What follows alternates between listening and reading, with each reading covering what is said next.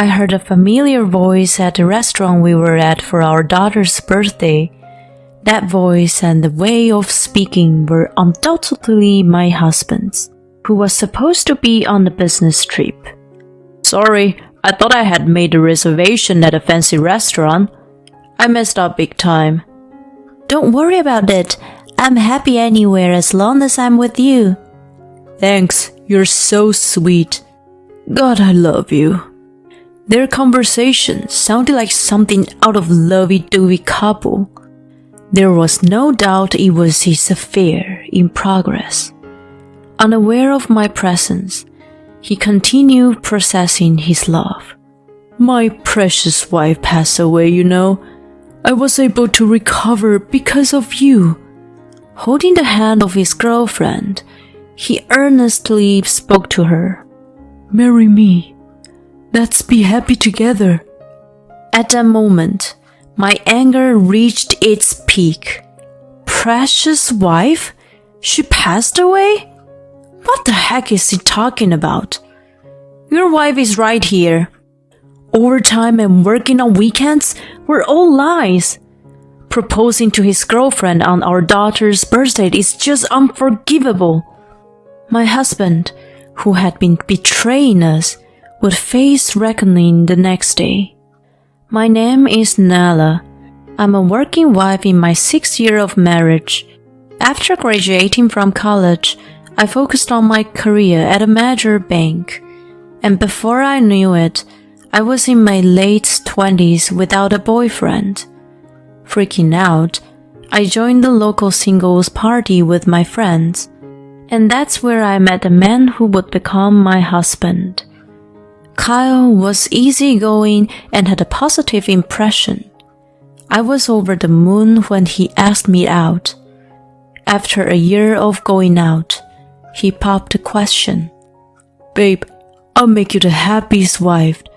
So, marry me. Oh my God! Yes! I love you so much! And so, we got engaged. After that, we went to announce the news to my parents, who were as happy as us. Then it was his family's turn, but his mother had already passed away, so there was only his father. As we headed to Dave's place, Kyle mentioned something about him for the first time. I have to admit, I'm not very comfortable around him. Oh, why? He's pretty stern and used to give me a hard time when I was younger. I see. I had no idea. He sounded nervous, so I tensed up a little as we approached the house. Contrary to my imagination, Dave gave me a warm welcome. While he seemed tough, he treated me with courtesy. Nala, he can be a handful sometimes, but please take care of him. Don't worry, Dave. I'm used to it by now. Kyle, you're starting the family now. Take responsibility and be the good husband to her. I know, Dad. And so, our first introduction to the in-laws ended. Afterward, we got married, moved into a new apartment, and began our newlywed life. Right after we started living together, I realized that he couldn't do any housework. Well, he used to live alone, so it was more like he had no intention of doing it. Dirty laundry would be all over the floor, and he wouldn't even bother to clear the dishes after eating. I asked him to help with housework once, but he simply dismissed it. Isn't that a wife's job when you get married? Are you serious asking me to do it? I was totally stunned and couldn't say anything back to him. Since then, no matter how much I complained, he never improved his attitude. About 2 years into this kind of life, I found out I was pregnant. He was overjoyed and looked forward to discovering whether it was a boy or a girl. My parents were thrilled to hear the news too, and Dave said, "Take it easy on yourself from now and have a healthy baby." Our child was blessed by everyone, which made me happier than anything. However, when my morning sickness kicked in, Kyle still didn't show any sign of helping me with housework. I was so frustrated, but I had to push myself to do the chores no matter how unwell I felt. When I was 8 months pregnant, he surprised me with a sudden statement. "Hey hon, I'm thinking about taking paternity leave." Huh? Really? Yeah, my company is Scandinavian, and a lot of my colleagues are from there. I see them taking leave and being involved in the caring of their newborns. It's pretty cool. As you may know, Scandinavia is one of the most advanced regions when it comes to the family support system. Learning that he was aiming to become an involved dad made me happy. Thanks, love. It means a lot to me. I was feeling overwhelmed. It'd be great if you could help with babysitting and housework. Leave them to me. I believed that he would change his way once our baby arrived. I was still hopeful back then.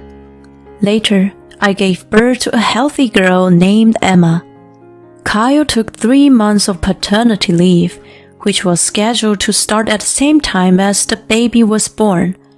However, he still didn't do anything contrary to my expectations.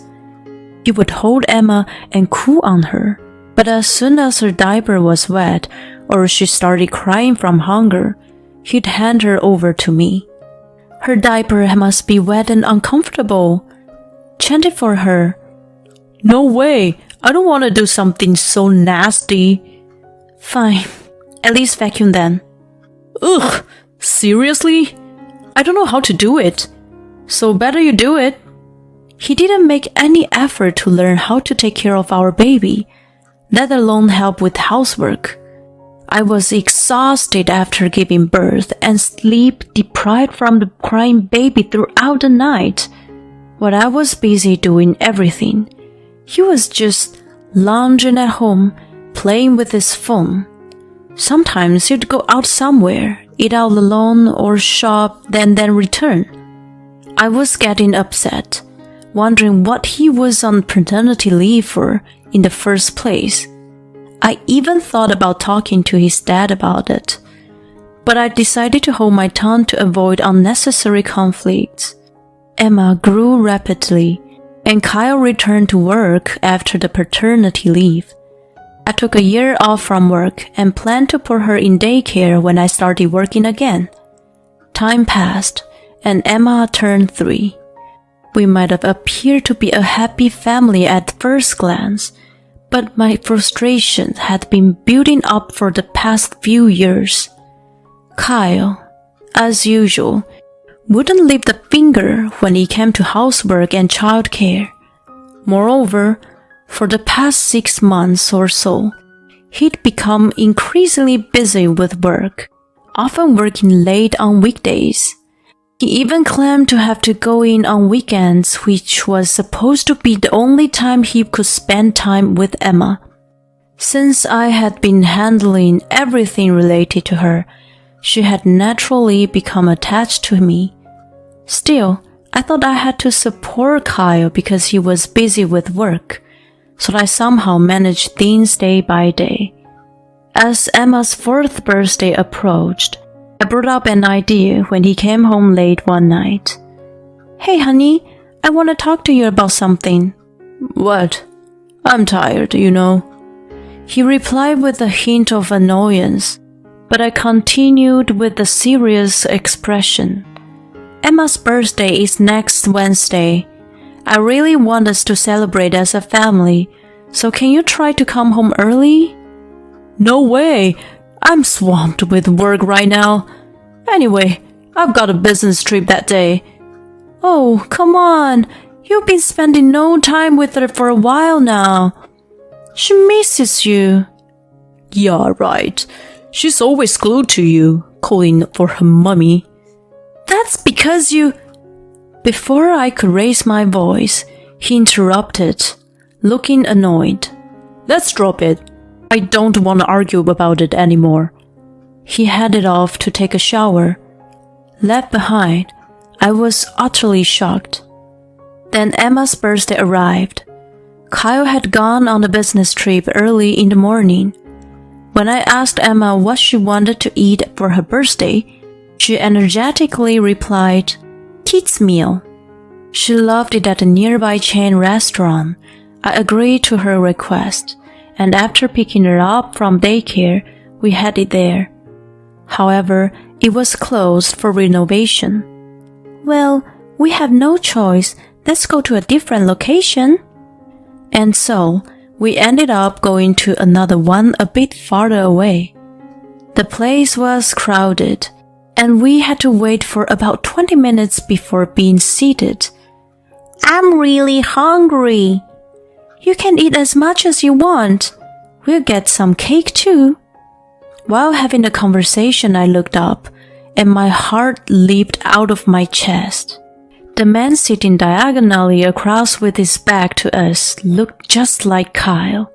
Emma's meal was brought to her, and a pasta dish was placed in front of me. I stealthily observed the other table. Then I overheard their conversation. "I'm sorry, Monica. I made a reservation at a fancy restaurant, but I messed up the date, and now we're here." The voice and the way of speaking were undoubtedly Kyle, who was supposed to be on the business trip. Referred to as Monica, said, "Don't worry about it. I'm happy anywhere as long as I'm with you." "Thanks, you're so sweet." I was sure it was the scene of his affair. I operated my phone nervously and pressed the record button. His voice was being recorded on the phone. "I had planned to have this conversation in the proper restaurant, but..." "What is it?" "As you know, my previous wife passed away. I was able to recover because of you." "Oh, baby." Holding her hands, he said with a serious tone, "So, Monica Reed, marry me. Let's be happy together." Her eyes welled up as she responded, "Kyle, let's be happy together for your previous wife's sake too." At that moment, my anger reached its peak. Previous wife? She passed away? What the heck is he talking about? Your wife is right here. Overtime and working on weekends were all lies. Proposing to his girlfriend on our daughter's birthday is just unforgivable. "Mommy, what's wrong? You look scary." Emma's voice made me snap out of it. It's nothing. Here, have some cake." I looked up again, but they had already left the restaurant. After celebrating her birthday with a forced smile, we returned home, and I took action immediately.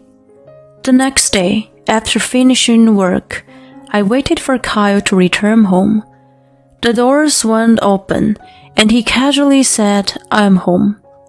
I stood in the hallway and immediately started acting on my plan. "Welcome back. I went to the trouble of coming back from my grave for you." "Huh?" He looked perplexed. "Grave? What are you talking about?" "Well, you said I passed away, right?" "What?" He still didn't seem to get it, so I played back the recording from the previous day. "My previous wife passed away. I was able to recover because of you.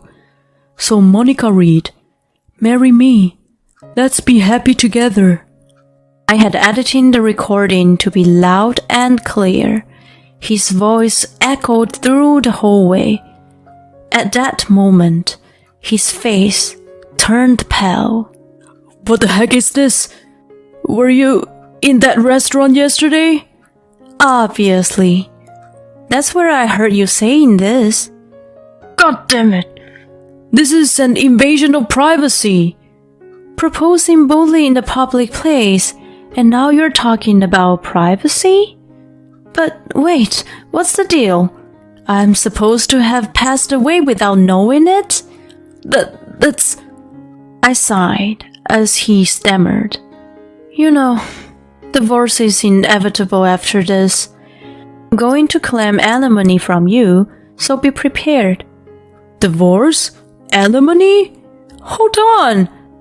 Do you have a problem with that? I grimaced, and he blurted out with a red face. It was just a joke. A joke? Right, there's nothing going on between me and her. You can't just come after me for alimony without evidence. Then, a couple figures appeared from the living room. What? Monica? What are you doing here? And Dad too? Monica was glaring at him with an intense expression, and Dave was standing with his arms crossed, showing his anger. After I got home from the restaurant, I searched for Monica Reed on social media and contacted her, revealing everything. Judging from the conversation, I had thought she didn't know the truth. I was right. She was terribly shaken and apologized to me. I accepted her apology and asked her to help me. I also explained the situation to Dave, who rushed over. I left Emma with one of my mommy friends and ambushed Kyle with them. Jeez, Monica, he muttered as if in a daze. Then she started screaming at him. You said you were lonely because your wife passed away, right? And she's still alive. And there's even a child? What's up with that? That's... You proposed shamelessly even though you're already married. I was a fool to accept this garbage. She threw the ring box at him. It hit him square in the face, and he crouched down in pain. Ouch! What the heck are you doing? I'm going to sue you for marriage fraud. I'm coming after you for tons of money, so you better not run. She huffed and puffed. Kyle was still crouching and stared her up in bewilderment. The next to speak was Dave. You're really a fool. You betrayed Nala and Emma, and on top of that, you deceived a young woman. You're an absolute idiot who has strayed from the path. It's as pathetic as it gets.